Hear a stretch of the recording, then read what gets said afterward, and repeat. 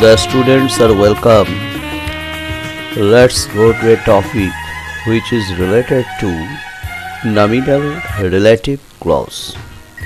আজকে আমরা বুঝব nominal relative clause-টা কি। nominal clause মানে হচ্ছে noun clause আর relative clause মানে হচ্ছে adjective clause।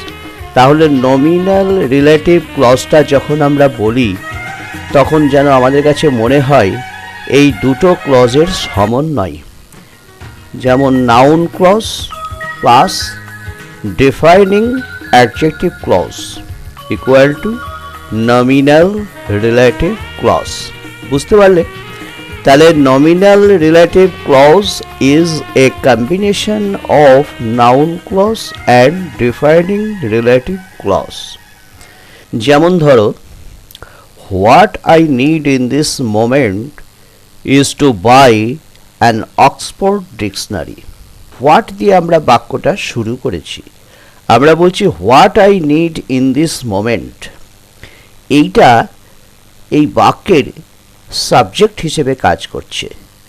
what I need in this moment তার ভার্ব হচ্ছে is।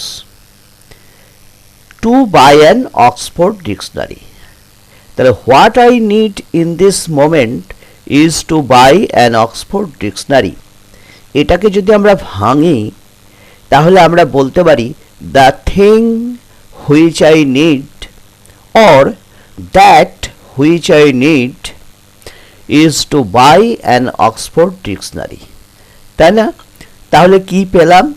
যখন দ্বিতীয় সেন্টেন্সটা ভালো করে লক্ষ্য করো, the thing which I need in this moment is to buy an Oxford dictionary, বা আমরা এটাকে বলতে পারি that which I need in this moment is to buy an Oxford dictionary।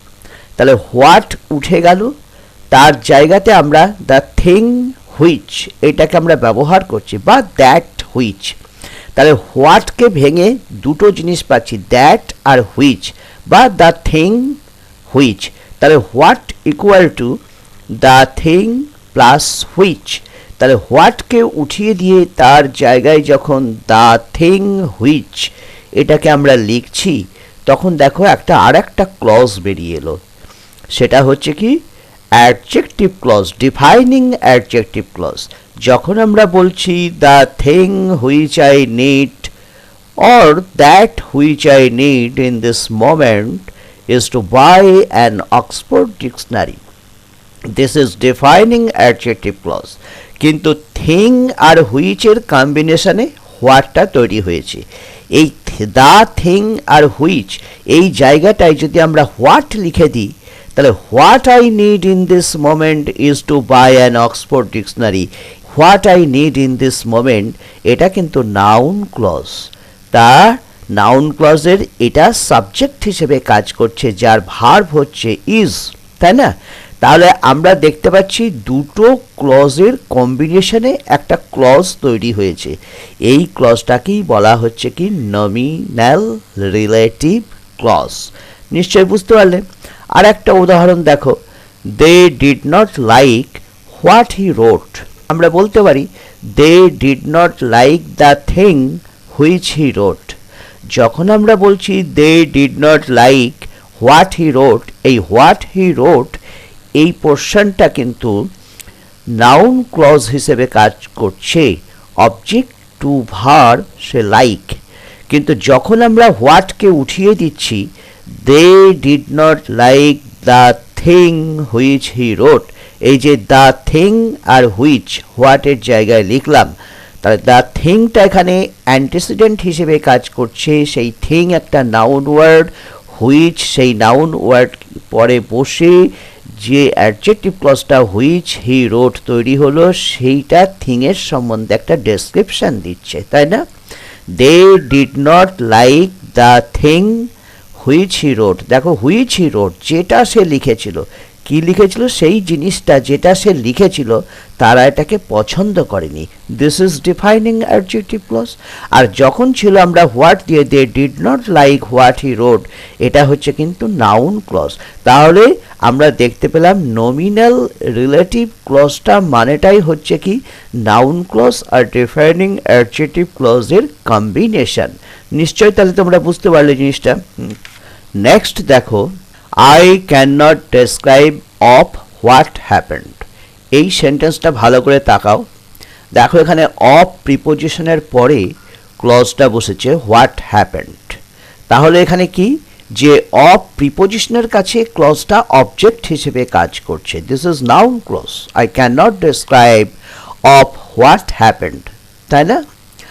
আবার যখন এটাকে আমরা বলি I can not describe of the thing which happened, তখন দেখো একটা থিং অ্যান্টিসিডেন্ট নাউন ওয়ার্ড চলে এলো, সেই থিংটাকে বর্ণনা করছে হুইচ হ্যাপেন্ড, এই অ্যাডজেক্টিভ ক্লজটা থিংয়ের সম্বন্ধে কথা বলছে, থিংকে ডেসক্রাইব করছে। তাহলে এখানে এটা ডিফাইনিং অ্যাডজেক্টিভ ক্লজ তৈরি হলো। তাহলে আমরা যখন বলছি I can not describe the thing which happened বা I can not describe that which happened বা দ্য থিং হুইচ হ্যাপেন্ড, যাই বলি না কেন, তাহলে এটা কিন্তু অ্যাডজেক্টিভ ক্লজ হিসেবে আসছে। কিন্তু যখন আমরা বলছি I can not describe of what happened, এটা কিন্তু তোমার নাউন ক্লজ হিসেবে আসছে। এইভাবে নাউন ক্লজ আর ডিফাইনিং অ্যাডজেক্টিভ ক্লজের সমন্বয়ে I can not describe of what happened যে সেন্টেন্সটা আমরা লিখছি সেটা হচ্ছে নমিনাল রিলেটিভ ক্লজ। এটা মনে রাখবে, হোয়াটের মধ্যে আমরা দুটো অংশ বা দুটো প্রোনাউন আমরা পাচ্ছি, দ্যাট একটা হুইচ একটা। যেমন ধরো I do not like that which they do, যেটা তারা করে সেইটাকে আমি পছন্দ করি না। তাহলে দ্যাট আর হুইচ যখন বসাচ্ছে পাশাপাশি দুটো প্রোনাউন, তাহলে এর জায়গাতে আমরা হোয়াটকে যখন বসাই তখন সেটা নাউন ক্লজ হয়ে যাচ্ছে, I do not like what they do. তাহলে হোয়াট কী করে এলো, দ্যাট আর হুইচের যে কম্বিনেশনটা সেইটা হোয়াটের মধ্যে ঢুকে গেল, তাহলে একটা ফিউজড হয়ে গেল, মিশ্রিত হলো। এইভাবে সেটা যে ক্লজটা তৈরি করলো যখন আমরা বলছি I do not like what they do, এইটাই হচ্ছে নমিনাল রিলেটিভ ক্লজ। আর এই নমিনাল রিলেটিভ ক্লজের মধ্যে যে হোয়াট যে সাবঅর্ডিনেটরটা এসেছে, সেই হোয়াট সাবঅর্ডিনেটরের মধ্যে দ্যাট আর হুইচটা ফিউজড হয়ে সেখানে বসেছে। আমরা ভাঙলে সেই দ্যাট আর হুইচটাকে আমরা পেয়ে যাব। এইটাই হচ্ছে নমিনাল রিলেটিভ ক্লজের আইডেন্টিটি। তাহলে নমিনাল রিলেটিভ ক্লজটা বলতে আমরা বুঝবো সেই এমনই একটা ক্লজ যার মধ্যে যে নাউন ক্লজও থাকে আবার ডিফাইনিং অ্যাডজেক্টিভ ক্লজও থাকে, দুটোর সমন্বয়ে সেটা তৈরি হয়। সেটা নমিনাল ক্লজের অ্যাপিয়ারেন্স নিয়ে আমাদের সামনে ধরা দেয়, কিন্তু তার মধ্যে অ্যাডজেক্টিভ ক্লজটাও আছে, ভাঙলে সেটা পাওয়া যায়। এটা তোমরা মনে রাখবে। কেমন? এভাবে বহু উদাহরণ আছে, তোমরা নিজেরা সেট করবে, বুঝতে পারবে জিনিসটা। আরও কতগুলো WH প্রোনাউন আছে সেগুলো দিয়েও আমরা সেট করতে পারি, যেমন whoever, whatever, whichever. হুএভারটা কখন আমরা বসাই? হুএভারটা what does the pronoun whoever refer to? Whoever actually refers to any people or any person, may be known or unknown, no matter who he is. সেটা আননোনও হতে পারে, known হতে পারে, এটা কোনো ব্যাপারই না। মানে যে কেউ, যেই হোক, যেই, এই যে ভাবটা আসছে যেই, এইরকম। তারপরে যেমন ধরো আমরা বলতে পারি হোয়াট এভার, হোয়াট এভার মানে এনিথিং, এনিথিং। সেটা আমাদের কাছে সেটা ভালো মন্দ যাই কিছু হতে পারে, সেটা কোনো ব্যাপারই না, এনিথিং। আবার হুইচ এভার, হুইচ এভারের পরে একটা নাউন থাকবে একটা, যেমন which ever matter, which ever house, which ever room, which ever food. এইভাবে আমরা হুইচ এভার দিয়ে যে ফুডই তুমি খাও বা যে ঘরই তুমি সিলেক্ট করো, এইভাবে আমরা হুইচ এভারকে আমরা এই সেন্সটা আনতে পারি হুইচ এভারের মধ্যে। যেমন একটা উদাহরণ দিয়ে পরিষ্কার করা যাক, I am ready to do whatever you like. সেন্টেন্সটা দেখো, এখানে যদি আমরা এটাকে ভাঙি, I am ready to do anything which you like, তাই না? Anything, no matter what it is. যখন আমরা বলছি I am ready to do whatever you like, তখন এটা কিন্তু নমিনাল ক্লজ। আবার এটাকে যখন ভাঙছি, I am ready to do anything which you like, this is adjective clause, defining adjective clause. তাহলে আমরা যখন বলছি I am ready to do whatever you like, this is nominal relative clause. Anything which, এই দুটো fused হয়ে গিয়ে what ever তৈরি হয়েছে, যে সেই হোয়াট এভারটা তখন নমিনাল ক্লজেই সাবঅর্ডিনেটর হিসেবে বসেছে। I am ready to do whatever you like. এই হোয়াট এভারকে তুমি ভাঙো, বিশ্লেষণ করো, দেখো এনিথিং হুইচ এরকম তুমি পাবে। Let us set another example.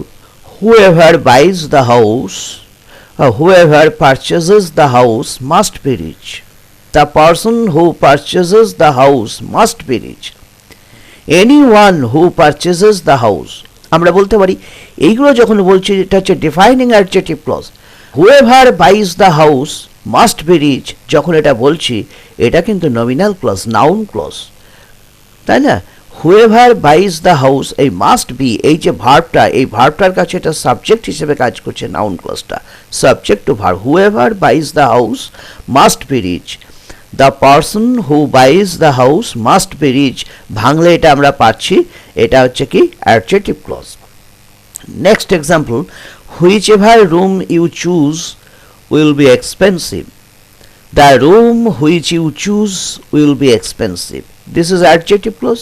R whichever room you choose will be expensive, this is nominal clause. Nominal relative clause is a combination of noun clause and defining adjective clause. তাহলে আমরা এই nominal relative clauseটাকেও whatever, whoever, whichever এইসব pronoun দিয়েও আমরা তৈরি করতে পারি। এই রকম এই সাবঅর্ডিনেটর দিয়ে আমরা অ্যাডভার্ব ক্লজও তৈরি করতে পারি। গন্ডগোল করে ফেলো না।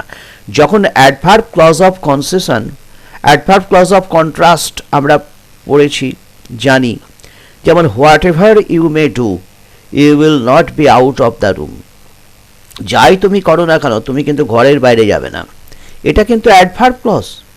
কিন্তু যখনই আমরা বলছি I am ready to do whatever you like, এইটা কিন্তু নমিনাল রিলেটিভ ক্লজ, এটা কিন্তু মনে রাখবে। হ্যাঁ, আবার যেমন ধরো যে whoever comes to the door tell him I am out, এটা কিন্তু অ্যাডভার্ব ক্লজ। কিন্তু যখনই আমরা বলছি whoever buys the house must be rich, এটা কিন্তু নমিনাল রিলেটিভ ক্লজ। এই দুটোর মধ্যে যে ডিফারেন্সটা আছে এটা কিন্তু তোমরা ভুলে যাবে না। কেমন? I can not tell when he was born, যখন আমরা বলি this is noun clause, tell ভার্বের কাছে when he was born object হিসেবে কাজ করছে, ক্লজটা অবজেক্ট। কিন্তু যখন আমরা বলছি I can not tell the time when he was born, এই দেখো টাইম নাউন ওয়ার্ডটা বেরিয়ে এলো, হোয়েনটা এই নাউন ওয়ার্ডকে ডেসক্রাইব করছে, দিস ইজ অ্যাডজেক্টিভ ক্লজ। কিন্তু যখন আমরা বলছি I can not tell when he was born, this is noun clause. I can not remember the place where he was born, this is adjective clause. কেন? এই হোয়ারটা দেখো প্লেসকে ডেসক্রাইব করছে, অ্যাডজেক্টিভ ক্লজ। কিন্তু যখন আমরা বলছি I can not remember where he was born, this is noun clause object to verb remember, তাই না? I do not know the reason why he came here, I do not know the reason for which he came here, সেখানে I do not know why he came here, this is, এটাকেও আমরা বলতে পারি nominative relative clause. কারণ এর মধ্যে relative ক্লজটা কোথায় আছে? হোয়াইটাকে যদি ভাঙি দ্য রিজন ফর হুইচ আমরা পেয়ে যাচ্ছি, তখন আমরা বলতে পারি কি I do not know the reason for which he came here, this is adjective clause. কিন্তু দ্য রিজন ফর হুইচটা হোয়াই দিয়ে যখন আমরা প্রকাশ করি, সেখানে যখন আমরা লিখছি I do not know why he came here, তখন বুঝে নিতে হবে এই হোয়াইয়ের মধ্যে দ্য রিজন ফর হুইচটা ঢুকে গেল, ফিউজড হয়ে গেল, মিক্সড হয়ে গেল। তাহলে I do not know why he came here, this is noun clause, যেটা অবজেক্ট টু ভার্ব, নো ভার্বের কাছে। কিন্তু এর মধ্যেও আবার একটা ক্লজ আছে যেটা হচ্ছে রিলেটিভ ক্লজ। এই জন্য I do not know why he came here, এটাকে যে আমরা নমিনেটিভ রিলেটিভ ক্লজ বলতে পারি, এ বিষয়ে কোনো সন্দেহ নেই। তাহলে আমরা ক্লাসটা আজকে এখানে শেষ করলাম, এই পর্যন্তই থাকলো। আশা করি তোমরা বুঝতে পেরেছো। কোনো যদি প্রশ্ন থাকে তাহলে আমাকে জিজ্ঞাসা করবে। অনেকক্ষণ ধরে তোমরা আমার এই ক্লাসটা শুনলে, তার জন্য তোমাদেরকে অসংখ্য ধন্যবাদ। পরবর্তী ভিডিও আমি তৈরি করব, তোমরা অপেক্ষা করে থাকো। আরও অনেক নতুন নতুন জিনিস তোমরা শিখতে পারবে। তাহলে আজকে ক্লাসটা শেষ করছি, আবার তোমাদেরকে আরেকবার ধন্যবাদ দিয়ে, কেমন?